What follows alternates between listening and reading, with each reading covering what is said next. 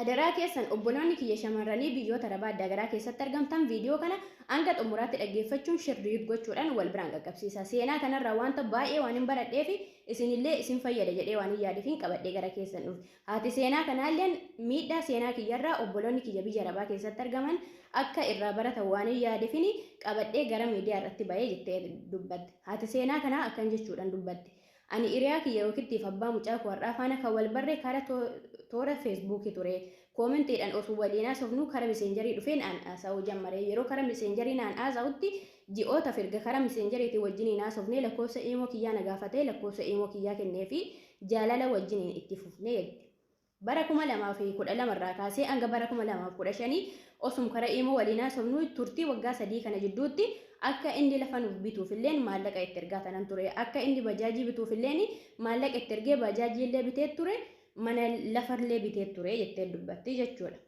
Inna erga waggaa 3 turtii wajjiniin taasisneen booda gara biyyaa tanan deeme.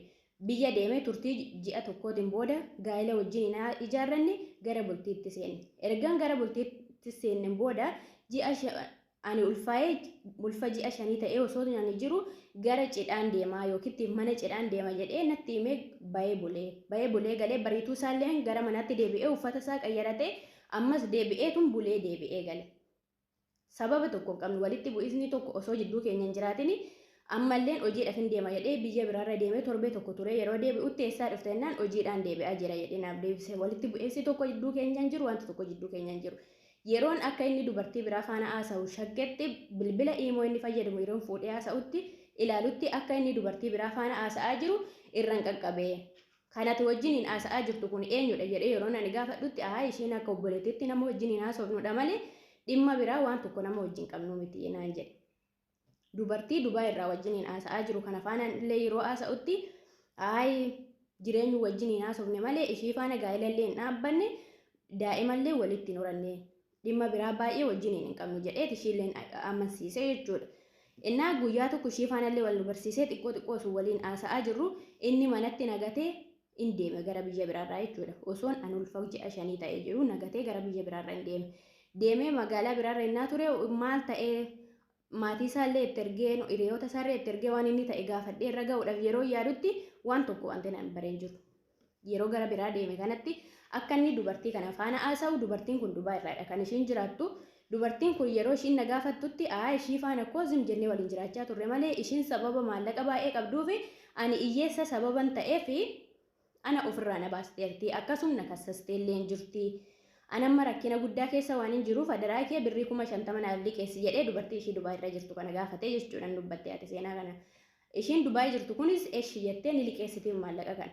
Isa liqeessitee fi osoo jirtu akka ishiin manallee ijaarsisuudhaaf biyya ishii irraa buusisaa jirtu isa faana yeroo mari'attutti anuu siifan buusisaa maal rakkoo qabaree jedheetti ishiidhaaf maallaqa ishii irraa ergisiise maallaqa ishii har'a borootum jedhu ishiillee dhoowwateeni ishiin kassastee dhiisisnaani sababa jaalala isaaf qabuuf abbaan manaa koo kanan godhu jedhee deemee isa mana hidhaarraa nan baasise isaaf baasii ta'e achi isa baasisee yeroo jedhutti magaalaa biraarraa geessee mana namaaf kireessee wajjiniin deemnee galle lafa duraan bitelleen gurguree jira.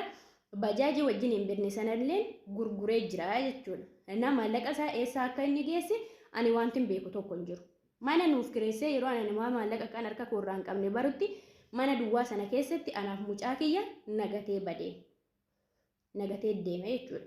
Ergasii anii fi mucayyoon inni wajjiniin haasa'u kun ammas walitti dhufne yeroo karaa TikTok meseejii isaatiitiin waliin haasofnutti ilmoon keessiifaa guddatu jettee ishiin dubbiste. Osoon ishii argeeti ani ishii rukutaa ture yookiin dhiibban irraan ga'a ture jechuudhaan dubbatte.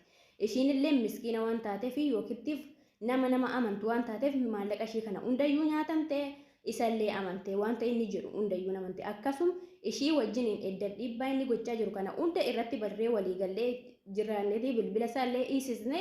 Dubartoota 4 3 hanga 5 asosiisee akkasuma maallaqa isaanii irraa nyaachaa jira. Amma namni kun nu lamaan irratti barreetii ani fi obboleettiin inni duraan jenajjanaa ture kun gooddanyaa taanee yeroo dheeraadhaaf wajjin haasa'aa jirra. Namni kun hojiinsaa ijoollee biyya arabaarra jiran maallaqa sin jaaladha sin fuudha jechuudhaan ergisiisuudha irraa of eeggadha jechuudhaan kan isheen dubbatte jechuudha. Innaa adaraa keessan obboloonni biyya arabaa keessatti argamtanii arganne nu jaalataa sin jaaladha jedhee abbumti fee dhufee si amansiisuu barbaadeedhaaf afaan mi'aawaa yookiin seenaa jaalalaa haasaa jaalalaa mimmi'aa sitti haasa'eedhaa fi amantee birrii kee fuutee mana naa ijaari bajaajii naaf biti lafa naaf biti jetteen ergini jechuudha. Unkaan orma nama feesbuukidhaan barte dhiisnanii haadha kee abbaa keetiyyuu yoo ta'e hanga kee dafqa keessiif hin qaban. Namnumti ilmoo wajjin hin qabduyyuu akka kana si miidhee si gatee deemaa jechuudha. Innaa kutaa ittaan warreen barbaaddan kutaa ittaan amman qabadhee isiniin dhufti turtii gaarii isiniif haa ta'u guutummaa isaa YouTube irraa ilaaluu warreen barbaadan immoo shaggar info jechuudhaan seenatii sarchi gochuudhaan ilaalaa jechuudha. Innaa iddoo nagaa oolaa adaraa keessan of eeggannoo taasisaa.